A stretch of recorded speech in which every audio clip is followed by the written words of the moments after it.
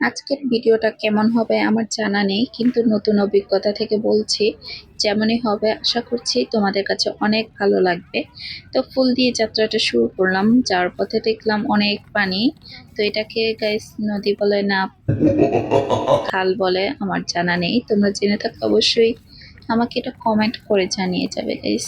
তো এখানে যাওয়ার পথে দেখছিলাম আম ভর্তা, মানে আমি তাকিয়ে তাকিয়ে যাচ্ছিলাম Oh my god. কিনবো কি কিনবো না ভাবছিলাম, কিন্তু তখন তো ভাত খেয়ে আসছি গাইস, যার জন্য খেতে পারলাম না। Mhm. তো আমি বরাবরই চলে গিয়েছিলাম নারায়ণগঞ্জের মধ্যে সৈয়দপুর কয়লাঘাট হাট। তো এটা আমার হচ্ছে নতুন অভিজ্ঞতা, কারণ কখনো লাইফের হাটে যাওয়া হয়নি। তো এই প্রথম হচ্ছে আমার হাটে যাওয়া। একদিকে ভালোই লাগছিল, অন্যদিকে খারাপও, কারণ হচ্ছে আমার বাবুটার জন্য, কারণ সে কথায় কথায় রাগ করে। দেখেন এখানে তাকে পাত্তা দেওয়া হচ্ছে না বলে একা একাই দূর দিয়ে চলে যাচ্ছে। মানে এরকম রাগ করলে কি হয়? এত মানুষের ভিড়ে আমার বাবুটা যদি হারিয়ে যায় গাইস, তাহলে কোথায় খুঁজে পাবো বলেন? তো আমি তাকে বুঝাতে বুঝাতে আমি ত্যক্ত হয়ে গিয়েছিলাম, যার জন্য আমি একটু ঢং করছিলাম। গাইস আমার ঢং দেখতে ভালো লাগলে দেখবেন, তা না হয় ইগনোর করবেন। আমি একটু মানে ক্লিপ নিচ্ছিলাম ভিডিওটা বাড়ানোর জন্য। তো ইউটিউবে ভিডিও কিন্তু দেওয়া হয় না। কে কে আমাকে মিস করেন বা হচ্ছে আমার ভিডিও দেখতে ভালো লাগে অবশ্যই জানাবেন, যেহেতু এখন আমি ভালোভাবে ভিডিও শুট করতে পারি না, ভয়েস দিতে পারি না, এডিট করতে পারি না, ভালো লাগারও কথা না। তবে দিতে দিতে আমি আস্তে আস্তে সবকিছু শিখে যাব। তো এত বক না করে চলন দেখা যাক আজকের বাজারে কেমন, মানে কেমন কেমন সাইজের গরু আছে। তো আমার কাছে কিন্তু গরু হাটগুলা বলতে অতটাও ভালো লাগে না, কিন্তু গরু দেখতে ভালো লাগে, আবার ভয়ও কাজ করে।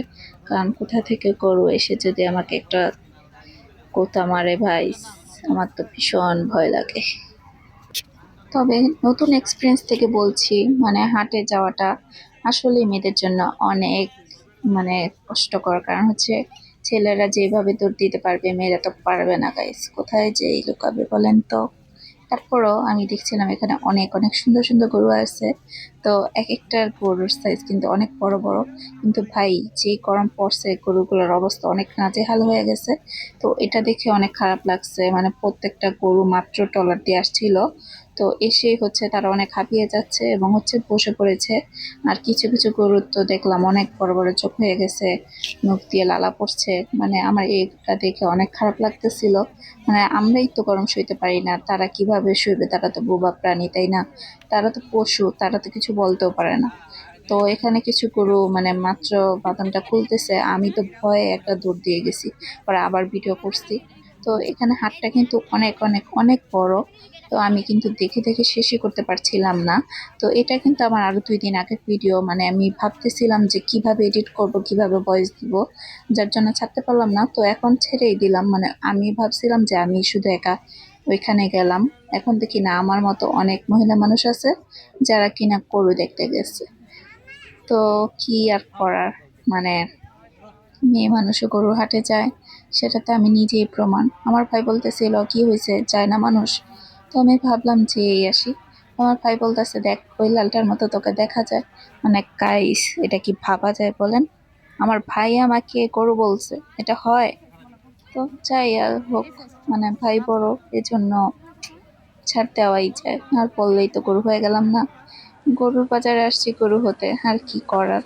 গোবর টোবরের অভাব নেই, আর হাঁটতে হাঁটতে তো পুরোই ক্লান্ত।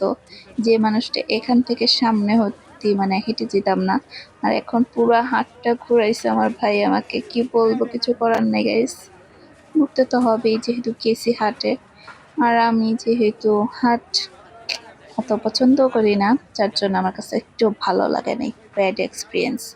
আর সবচেয়ে বেশি হলো গরুরা যেভাবে লাত্তি মারে, মানে এটা কল্পনা করা যায় না। তো এখানে দেখলাম ছাগলটা মনে হয় পাগল হয়ে গেছে গরমে, ছাগলটা বেত খাচ্ছে, মানে এটা আমি দেখে পুরো শিহরিত হয়ে গেছি।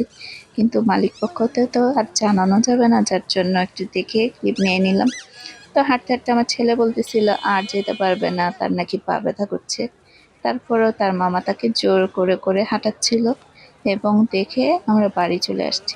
আজকের ভিডিওটা তোমাদের কাছে যদি ভালো লাগে, আমার বকবক যদি শুনতে ভালো লাগে, অবশ্যই লাইক কমেন্ট শেয়ার করতে ভুলবে না। তো সরি গাইস, এখানে তো লাইক হবে কিন্তু কমেন্টও হবে, কিন্তু এখানে সাবস্ক্রাইব করতে ভুলবে না। বাই বাই, আল্লাহ হাফেজ, টাটা সবাইকে।